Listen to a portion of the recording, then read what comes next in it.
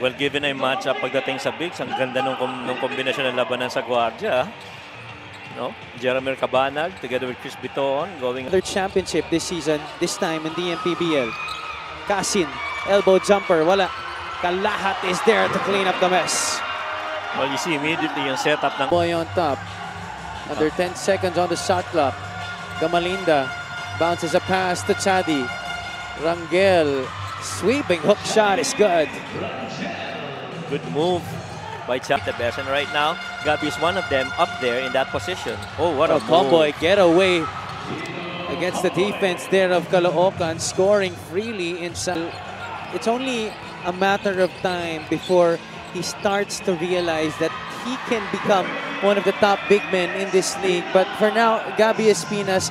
If you have to be you want to be the best, you got to beat the best. And right now, Gabi is one of them up there in that position. Oh, what a Comboy move. getaway against the defense there of Caloocan, scoring freely in Casin. The tight spot against Dorifa. Casin gets the roll on the shot.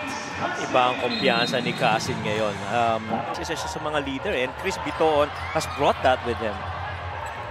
Axel Inigo to Bam Bam Gamalinda. Ganda. Underneath to Sedorifa. Nakikita mo yung kagandahan. Get a paint. Best player, June Manzo, checking in now para kay Coach Rodney Santos as well as Ray Bienes.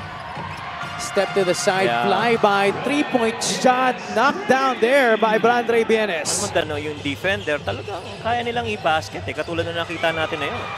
Jeff Banday picking the pocket of June Manzo, stealing that away just like candy. And somehow, Gamalinda. On to Ramirez. RJ quickly to Bienes. Bienes knocks down another triple. floor spacer na big. Yan ang nakukuha mo kay Ray Bienes, no? He was just standing there in the corner waiting for that ball to get to him. Jeff Banday with the answer. A rare four-point play opportunity on the way here. In that game against Cebu. Ibang klase yung sapatos niyan. Manda 12. Kung merong kicks of the day, yan na yun. Ayun na nga, mismo. Ethan Galang scoring. Unang pasok pa lang sa laro. Spread that floor para dito sa Mindoro in that win against Binyan. Manlangit drives past Galang, gets to the cup and finishes at the rack. And you just love the spacing on really good personnel inside the floor. Chance to take the lead here for Mindoro. Galang trying to put the moves on Real Cervantes. Ethan Galang. Anong gusto ko kay Ethan Galang? Tsaka may katawan na kayang umabsorb ng contact. Laman na dito ang Mindoro and they get the stop. But Tayong Tong with a counter steal. Joko Tayong Tong gets the lead back to Caloocan. 21 seconds left. Manzo quickly into their front court. Floater is pure para kay June Manzo. Quickly they go to Cervantes. Cervantes had to adjust. Nothing much Sean Andrews could have done there. As Manlangit to beat. Dumps it to Ramirez. Bienes another three on the way. Swishes it through. Perfectly right. By Jeff Banday. 3-on-1 and Bolsanga will score on the break. Ganda nga this. Brian Enriquez making his debut this season for Caloocan on June Manzo but could not stop him. June Manzo, alam mo ng floater na ititira pero hindi. Him and Manzo. Manzo, that's two straight missed floaters. Gamalinda now free for three. Gamalinda laces up one. Straight up three from the top. Inside to where they have the advantage, but Ronnie Matias could not capitalize. Matias, though, improvises, scores on the spin-a-row. Hindi natinag sa dami ng depensa sumabay sa kanya sa loob. Ronnie Matias, that's tough. But Ronnie still able to, gather himself, finish off that spin against the younger Galang. Ronnie Matias. Matias with a bonus. He completes the three-point play. Oh, that's enough. He's doubled. Gives it up to Biton. Quickly inside. Oh, Matias cutting to the basket. You believe ka sa sipag ng mga men around. Unlike from last season, then they really turned to post-ups, elbow jumpers. Now it's 5 guys actually moving on their schemes. Biton maneuvering through the defense, finds Espinas, and Gabby Espinas finishing at the cup. That's just chemistry right there. Sobrang... Flores waits for backup. 5 on the shot clock for Caloocan.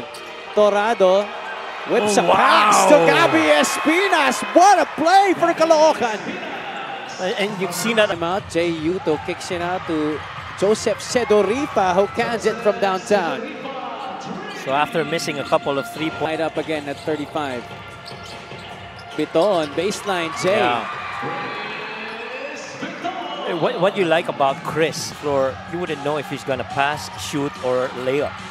Yuto in traffic against 2 defenders. Yeah. I'm telling you, the way that here in the third quarter. Samantalang itong Caloocan has Kalahat, who spots for 3 and knocks it down. He's joined by Bitoon, Casin, Espinas, nawala. Casin leading the break. Jeff Manday has all the time. Jeff Manday laces up a 3. Second 3-pointer of the game for Jeff Manday. Ng Caloocan. Kalahat sneaks one inside plus the foul. He has 3 rebounds as well. Kalahat completes the 3-point play. In the up top. They swing the ball to the other side. Sedorifa fakes out the defense, adjusts short. He knew it was, and got to the miss right away. Put it right back in. Second jump to put that shot in. Biton, pumaragasa, papunta sa basket. Grabe, pag may momentum na ganun, Kaliwete, Chris Bitoon, magaling pumasa, na nakaka-dribble penetrate. Paano mo babantayan? Oh, steal. Big pocket, Jeff Manday. What about the guards of Caloocan now? And communicating defensively. And it's not going to be easy to try and extricate yourself. This is a 13-2 run. Oh, yes. Which is now ended by Ken Bono. Final Espinas on the right side of the floor. Ganda ng matchup na to. He will go left, go back right. Espinas gets hit. Gets the shot to drop. Gabby Espinas. The end one opportunity. Ngayon, nakikita mo na nagkakaroon na ng catch-up pagdating sa 3-point makes, as I mentioned earlier, and the free throws have already this year, right? More even than we've had last year, for sure. Sean Andrews going inside, misses, but Ramirez is there for the putback. 56-45. Bono, the extra pass to Galang. There you Catch go. and fire and score para kay Ethan Galang. Ganda ng release ni Ethan Galang, ano? His turn to catch and fire. Wala. Rebound taken by Caloocan. Ingles fakes out 2 defenders. The hoop and the harm para kay James Ingles. Pinag-uusapan Basketball, and it ends up with James Ingles getting the better of his matchup against those 2. Doro Manzo takes it. He got hit, but no whistle was blown. Cabanag has time. No, that's not going to make it. And that's going to do it. The first 3 quarters of play. Manlangit hands it off to James Ingles. Behind the back to JJ. Manlangit, step back for 3. That is nothing but bottom para kay JJ Manlangit. Short, the tap goes to Tayongtong. 3-on-1 break. Advantage Caloocan, and Manlangit will finish the play. And everything really just Caloocan. 15 na ang inahabol dito ng Mindoro. Ken Bono, another 3 on the way. This time, he cans it. Yun ang kagandahan kay Ken Bono, eh, no? Comboy to Gamalinda. Gamalinda hangs and scores. So far, the combination of Ken Bono and Bam Gamalinda trying. Search for their first victory this season. They lost their first game of the season to the Cebu Classic. Flip shot, Ronnie Matias. Roll. Caloocan goes to Kalahat, who threads the middle. White shirts getting slow to... Extra pass, Galang has Kalahat on him. Sedorifa, walang bantay. Sedorifa for 3.